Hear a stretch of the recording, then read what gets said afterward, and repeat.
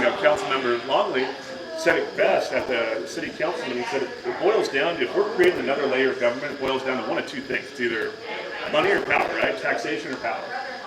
And we were told, well, it's neither of those things. So then we re-asked, well, then why? And there was still no answer. So, and I do believe that in government, it usually does boil down to either control or money. So if you're telling us we don't want control, but we're going to have the control, we don't want it, and we're not going to tax you, but we might, but we're not going to. It doesn't make sense to us at this point to add another layer of government when the EMS problem in this county of years ago is not what we're seeing today right now. You can read in this little flyer there, we have routinely multiple ambulances from different agencies going to calls and having to get stood down or canceled. It's happened multiple times yesterday. It's a really, really good problem to have when we have that much coverage right now. And that is a lot of credit to SPOFR's commissioners, past leadership, and what we're doing now, and a ton of credit to Chief Haynes in Fire District 2. I know he's right back there. I don't know if he wants to say anything. I don't think he realizes how much I respect him for his ingenuity and the job he did in making this work for this county, the north side of the county. It's really very impressive. But between District 2 right now and SPOFR, and our other agencies we partner with, like the EMS problem, we just don't see it right now. So we are still very confused as to why we're being told we need this layer of government. Newport, you have a choice, but SPOFR, we're going to force you in. Even though I have the messages saved, I have the email saved. It's not an email. I'm sorry. It's an official proclamation from the county saying we will move forward in the EMS district if we get 100% buy-in from the fire districts. All right. That was the original plan. All right. We had all the information given. District 5 says we're not sure, and SPOFR said, yeah, we're out at this point. We don't see the benefit of it. And the county said, backpedal again, and said, well, now we're just going to force you into it. So that worries us. When they keep changing the goalposts, if you will, and then you've not shown what the goalposts are, that worries me as I'm a public servant. I am a government employee. I'm a public servant. This is my adopted family in Padre County now. That's the way I feel about fire service. It's family service, not customer service. And so I feel for my family that when the government keeps telling you something different, changes the goalpost and says, well, we know you said we're going to do it if you're out, but now that you said you're out, you're forced to, but we won't tell you why. That concerns us. That concerns me deeply as a taxpayer. I know I don't pay taxes in Padre County, but that concerns me as a taxpayer. Nathan, do you want to add anything on that? Yeah, no, absolutely.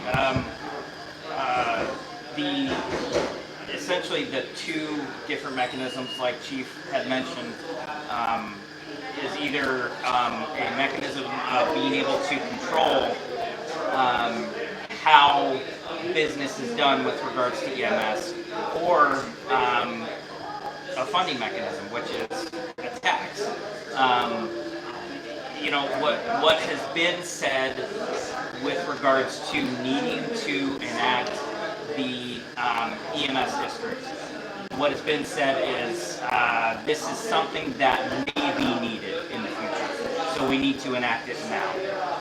That's not necessarily true. We don't have to enact it now, and actually enacting something that is not needed is not really how we do stuff like on this side of the state.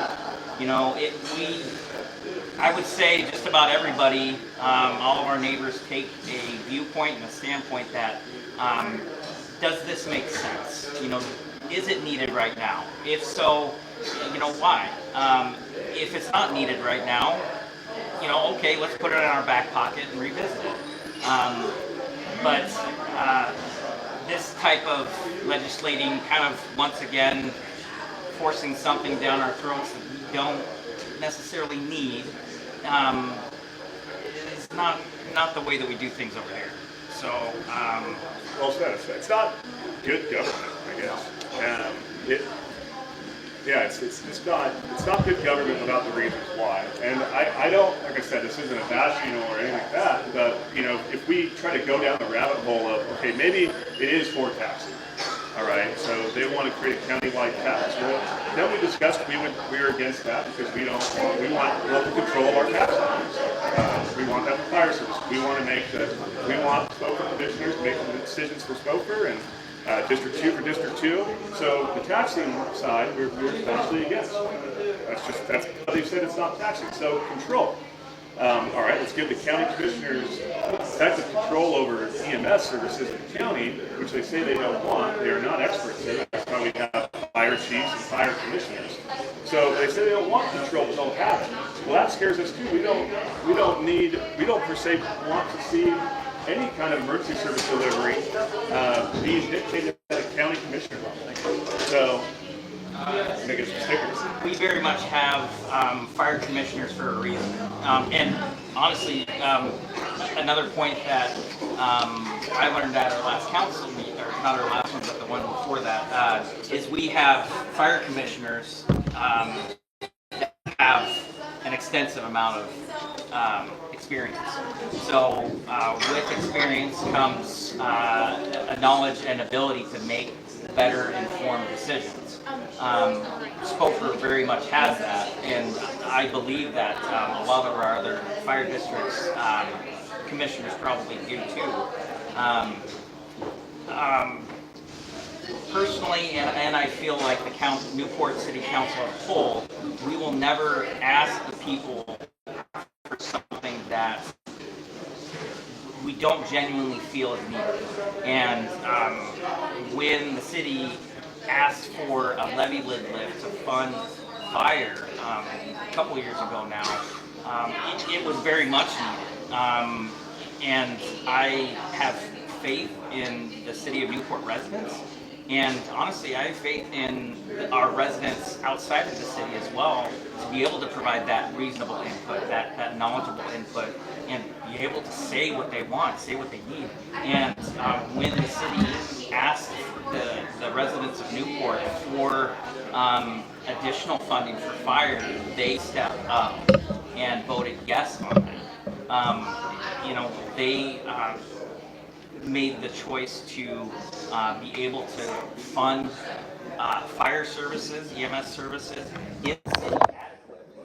And it's cool to see, a lot of the times in government we have actions that are done, things that are done that really don't have results.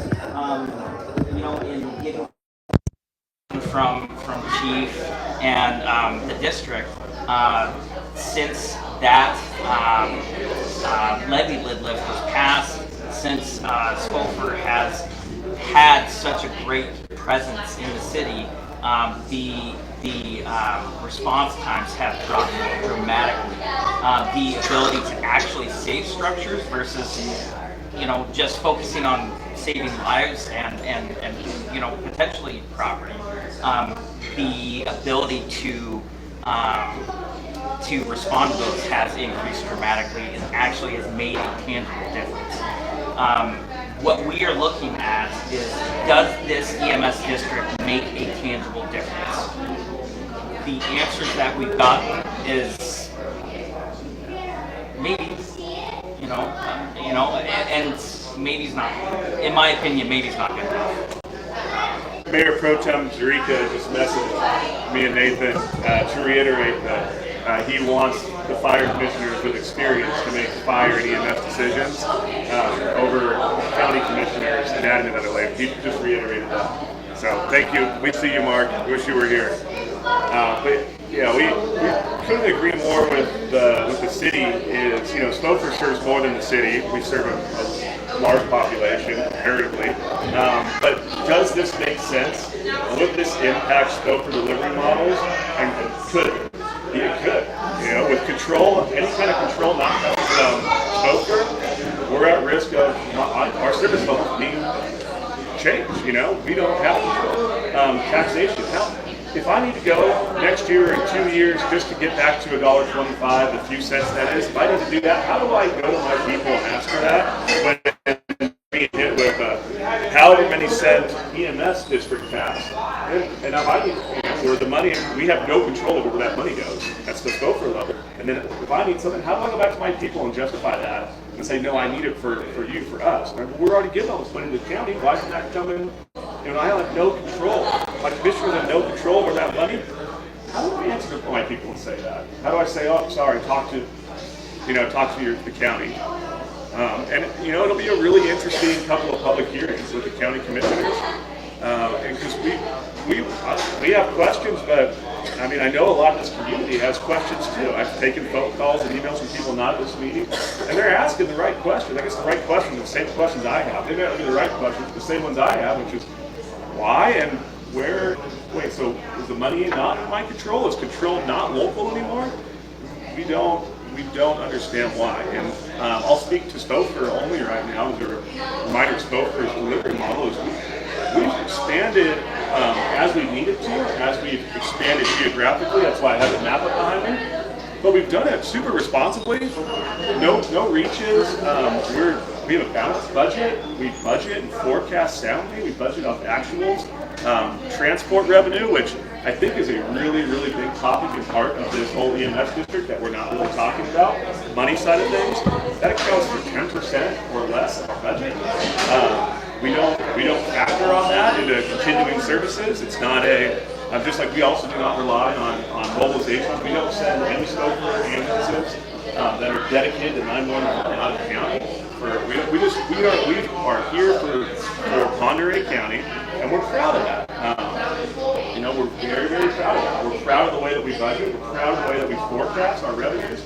We're proud of the way that we're positioned for the future. And I personally don't need the county coming into our fire department right now that Ed, one of our commissioners, the rest of my commissioners, we've done such a great job and poured our heart into creating a very, very balanced effective service model. We don't need them coming there for that. And I can only speak for SPOFR, and I'm only going to speak for SPOFR, but we're proud. We don't bill our patients for ambulance services. In fact, I have a write-up here that was published in the Newport Miner that Commissioner Robert Rosencrantz published as an opinion piece from himself. But he mentions in here, and I'm going to read it verbatim once I find it.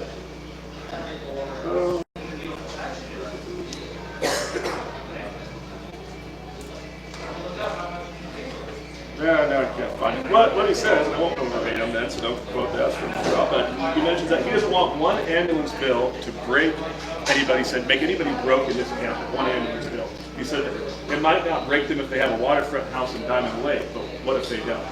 And I thought that was a very telling and a very misinformed comment, because whether you have a waterfront house in Diamond Lake, the one I can see from my office, or you live anywhere in Selkirk, you're not going to get a bill from us for ambulance services. So we will definitely try to reimburse for Medicaid, Medicare. We'll look for if there's an insurance reimbursement. But the way that we are set up, very specifically, no matter who you are, no matter if you're driving this county, you don't get a bill from SPOFR. I think one person did this year because of a signature error, and they said, "Hey, why do I have this statement?" And we were like, "Signature error, why?" But we're very proud of that. We are very proud of that. We are very proud of the service that we provide to SPOFR, and we want to protect that at all costs.